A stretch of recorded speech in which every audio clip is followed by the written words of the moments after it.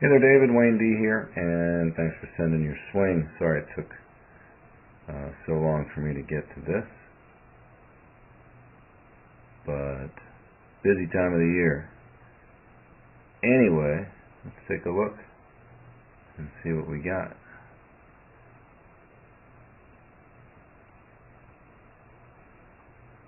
So, the one thing I can't really see here is your grip, so we'll leave that be for the moment, and we'll just draw the lines and we'll take a look at what's going on with this.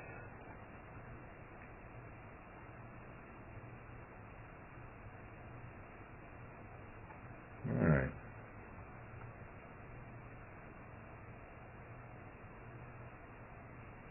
So we get going back, we see a little triggering move with the left knee bumping a little bit, a little sit back. Most of that I like. If you've watched any of the videos I've done, you see that I'm a bigger fan now. Instead of an upper body trigger, it's more of a from the ground trigger. I think you're doing that a little bit. I like that.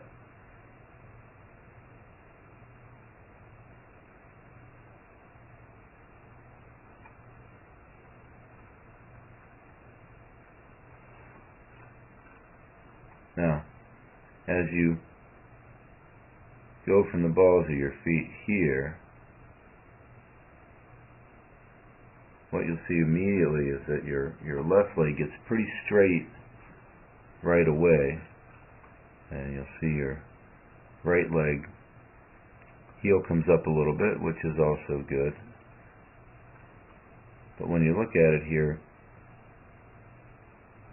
you'll see that the right leg is resisting. It's not really coming in very much. So if you wanted to increase your backswing a little bit, so you can see pretty short.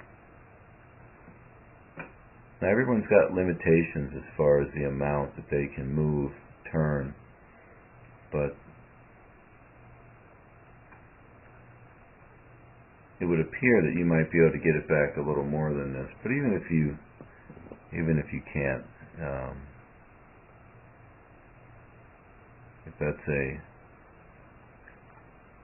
trunk problem, a tightness problem, you know, I would still probably put my hands on either side of your chest, like one here and then one on the other side, and just get you to move your upper trunk a little bit more. So when you trigger, what I would suggest is that you take your left hip and push it back even more behind the line, and try to keep your leg bent a little bit, and really encourage your whole upper trunk to move a little bit more.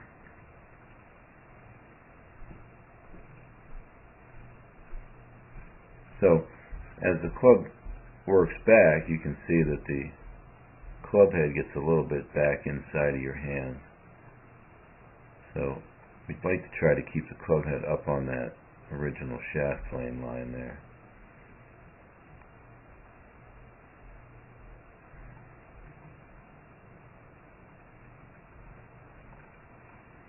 But even though it's a little bit on the short side, it's really not that far out of position. The shafts might be a little crossed. You can see the head's backed up a little bit here.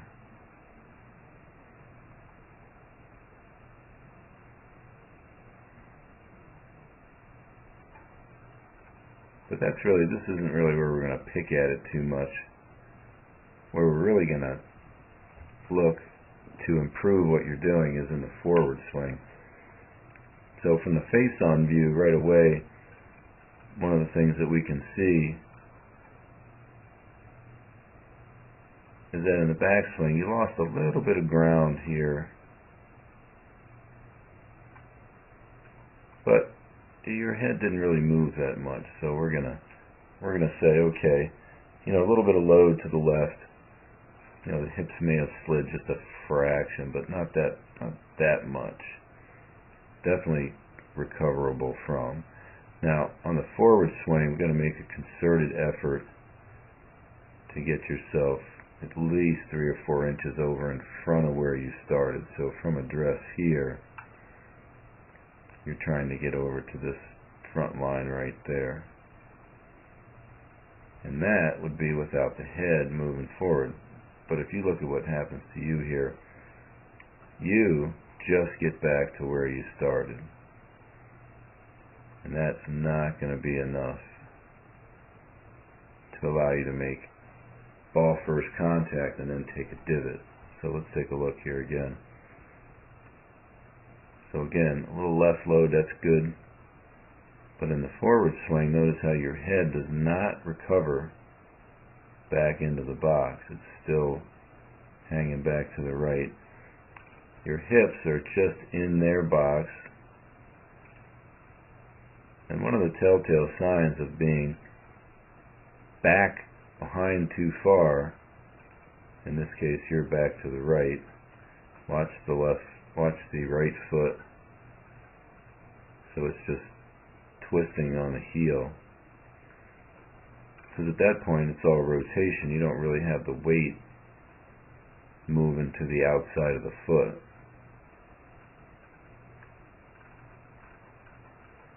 So at the end of the swing you get a little bit of forward. Still not enough though. And the upper left side chases through, but that's a little bit late.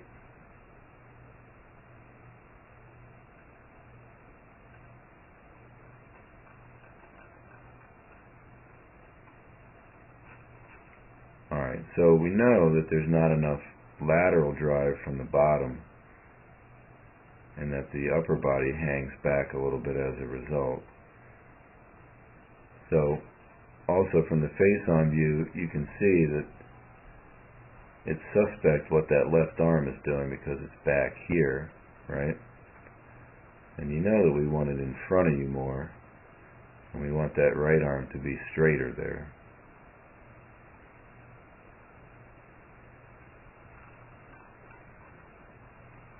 So if we go back to the rear view here, this is where the big problem comes in. So in transition, let's watch what the left forearm does. Notice how it tilts to a much more horizontal position. So what that's going to do, that's going to pin that upper right arm right behind you and not allow you to get the hands in front of the ball very well. So if we look at just the leg movement here, there's your little compression move in the backswing to start. That's a good trigger. Takeaway is getting the club a little bit behind you, and that's mostly because the hands initiate a little bit with the right wrist flattening, which keeps the face a little bit on the closed side, and the wrist action doesn't elevate the club enough, so it wraps it around too close to the ground. So when you start forward, and then this is really what we got to work on, notice how the left knee is going to go under you. The elbow stays up and back, the forearm tilts. The shaft gets way out on your right arm and is going to come in across it.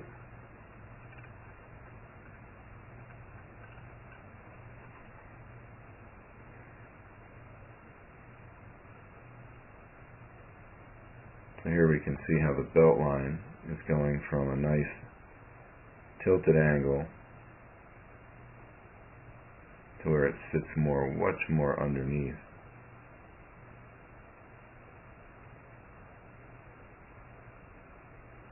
And again, when that happens, there goes that arm. Alright. So what are we going to work on here? Well, one thing you definitely want to do Just clue into all the videos on the Hogan Secret, the right arm video, which of course is your left arm. And we want to get the elbow to move in this way, get the handle to move toward the ball, get the shaft to try to lay back this way. Now, you're not going to be able to do that unless your lower body is initiating the forward swing correctly. So, again, we're going to put the stick in the ground, or in this case on the 2x4.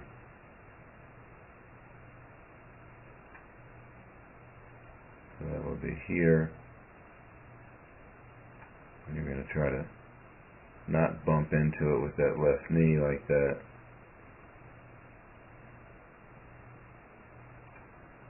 You might get someone to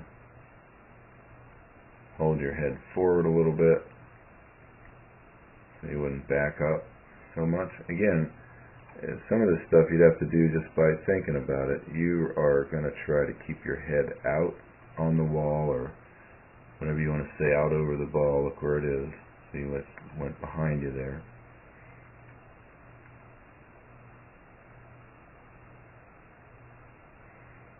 Stop and go drills are going to be really good for you. So you can stop here, you can get up here, but when you get up here, remember the idea: drive the handle toward the ball, drive the elbow parallel to that. Try to get the forearm to tip to more vertical, not like that. See if you can get the shaft to shallow back this way.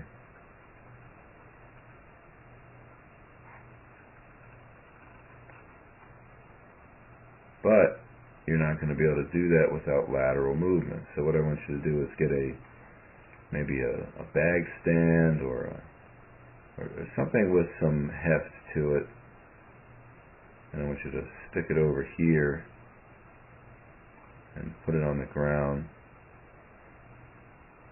And what you're going to try to do is get to it. You're going to try to hit it. So, again, a lot of times when I ask people, okay, what do you think your hips are supposed to do in the backswing? And they'll say, well, they're supposed to stay in the box. And I say, well, what about the forward swing? And the answer I get a lot of times is, well, they're supposed to rotate but still stay in the box. Well, the answer is no, they're not. We're looking for 4 or 5 inches of movement here over to the left. So you can see you're getting none of that. So that's what you're going to try to do. The thought is to drive everything 45 to the right here, while keeping your head out over the ball. So if we could do that, we could get the shaft to come in shallow here, get the arm in front of you, open up the hips, drive them forward more, and really build up some leverage on the swing where the left arm wouldn't get behind you and then have to release so fast.